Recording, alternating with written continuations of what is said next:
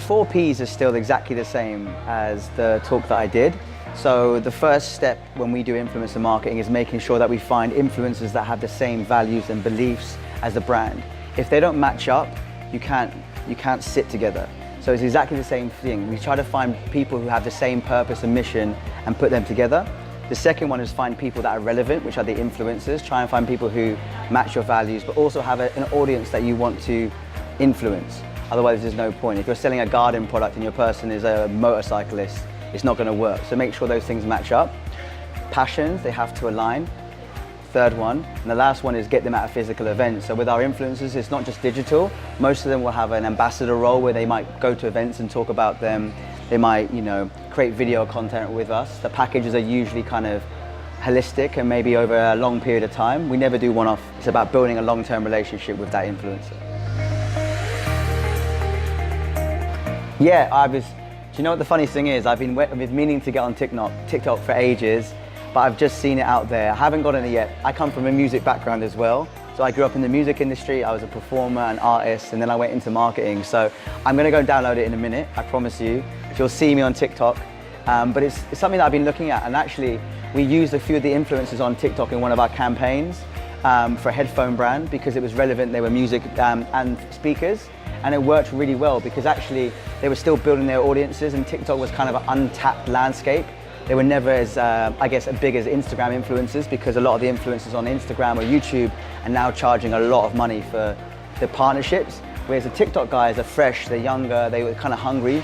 So actually it worked really well, and I definitely an audience that I want to look at.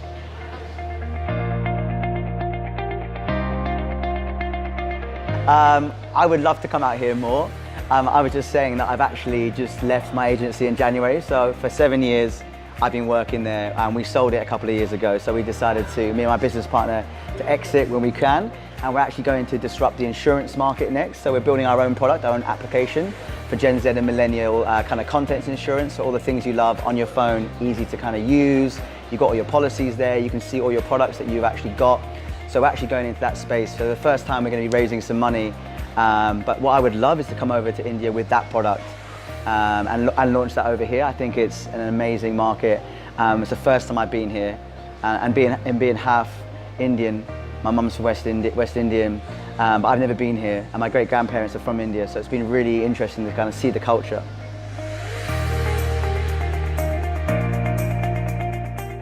One thing that brands need to do with influencer marketing, especially agencies, and this is the problem, a lot of agencies have just jumped on influencer marketing because they can. Big agencies, PR agencies, in the UK we were one of the first influencer marketing agencies. If you're going to work with any human, then you have to do your due diligence. A brand's partnership is that you're putting your responsibility of your voice on another human being. That has to be very well managed, and I think the benefit of influencer agencies, especially like mine, is that we manage that process very thoroughly. The T's and C's, the terms and conditions, the laws that go along with influencer marketing. There's a lot of things that people need to think about. And my main thing is that we don't do one-off posts for our agency. We build long-term relationships with that person. So that way it feels more like a relationship. We get them involved in the product, we get them involved in the campaigns, and then we get them to be part of the activations.